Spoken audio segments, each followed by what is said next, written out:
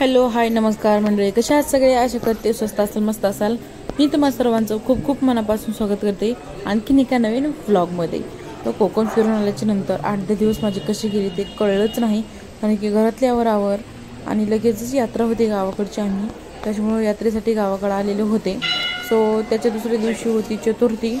So मग चला म्हटलं मंदिरात जायचं होतं आम्हाला. तर आम्ही एक छान अशा मंदिरामध्ये गेलो होतो. गणपती बाप्पाचं मंदिर होतं. सो तिथे गेलो, दर्शन वगैरे छान होते घडलं आणि जास्त गर्दी पण नव्हती. पण आमचं दर्शन वगैरे झाल्याच्या नंतर जास्त गर्दी वाढायला सुरू झाली. आणि महत्त्वाचं विशेष म्हणजे गणपती बाप्पाच्या चारही बाजूनी म्हणजे मूर्ती होती, तोंड होतं, पाठ कुठेच नव्हती. म्हणून मला मी तर आय थिंक मला जसं मी गणपतीच्या मंदिरात गेले तसं ही पहिली मूर्ती होती की जिथे गणपती बाप्पाचं चारही दिशेने दर्शन होत होतं. आणि श्री क्षेत्र मंगलमूर्ती देवस्थान यवत आय थिंक राहुरी का राजुरी असं नाव होतं तिथं. तो तिथं गेलो होतो आम्ही. आणि बाहेरचं असं मी पहिल्यांदाच गेले होते.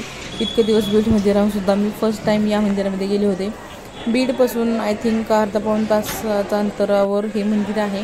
सो तुम्ही कधी गेला असेल तर मला कमेंटमध्ये सांगायला विसरू नका. दर्शन वगैरे घेतलं. त्याच्यानंतर आम्ही घरी वापस आलो. सनसेट एकदम छान दिसत होता, त्याच्यामुळे थोडंसं मी शूटिंग घेतलं. त्याच्यानंतर आम्ही घरी दुसऱ्या दिवशी यात्रा होती, त्याच्यामुळे यात्रेच्या तयारीमध्ये लागलो. सवासणी वगैरे घालायचे असतात, देवीचं ओटीचं सामान वगैरे घ्यावं लागतं, त्याची प्रॉपर तयारी करत होतो. आणि या ठिकाणी बहीण भावंडांची मस्ती चालू होती. आणि या ठिकाणी आम्ही दोघी जावा स्वयंपाक करत होतो आणि उद्याची तयारीसुद्धा करायची होती. सो त्याच्यानंतर सकाळी लवकर उठून पुरणपोळीचा स्वयंपाकसुद्धा केला होता. आम्ही सकाळी 8:30 वाजता आम्ही मंदिरामध्ये पोहोचलो गावाकडे. रानुभवानी माता देवीची यात्रा होती, त्याच्यामुळे सकाळ सकाळ गर्दी नव्हती, काही नव्हती. ओटी वगैरे भरली छान मस्तपैकी, परड्या वगैरे भरल्या बाहेर. आणि मग नंतर आम्ही पालखीला नैवेद्य वगैरे सगळे ठेवले आणि त्याच्यानंतर सुवासिनी जेव घातल्या. सो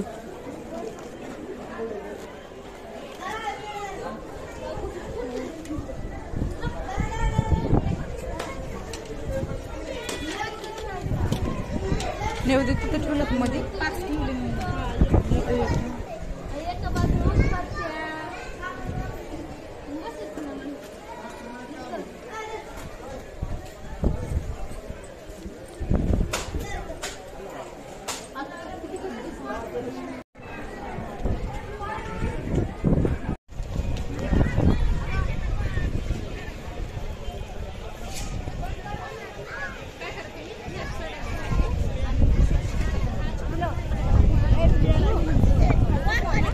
ते ह्याच्यात ताटामध्ये नैवेद्य चला थोडंसं पुढं.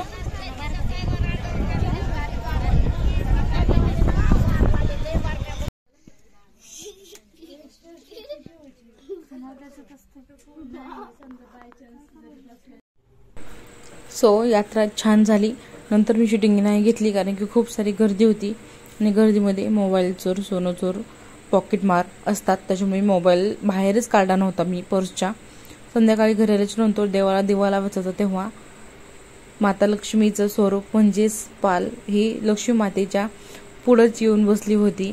आणि त्या दिवशी गुरुवार होता, स्वामींचा वार, त्याच्यामुळं म्हणजे खूप छान वाटलं. म्हटलं चला तुमच्यासोबत सुद्धा शेअर करावं. फर्स्ट टाईम मी असं दृश्य बघितलं होतं, तर थोडीशी क्लिप घेतली आणि तुमच्यासोबत सुद्धा शेअर केली.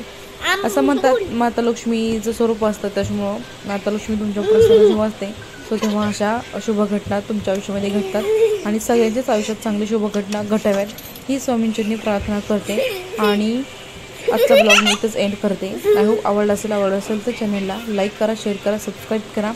आणि या बहीण भावंडांची मस्ती चालू होती, त्याच्यामुळे तुम्ही आता ह्या बहीण आणि खूप दिवस राहता येत नाही, कारण की मग लगेच मी माहिती जाणार आहे. नंतर मी तुमचे ब्लॉग नंतर शेअर करेन सगळे. तर चला तर मग.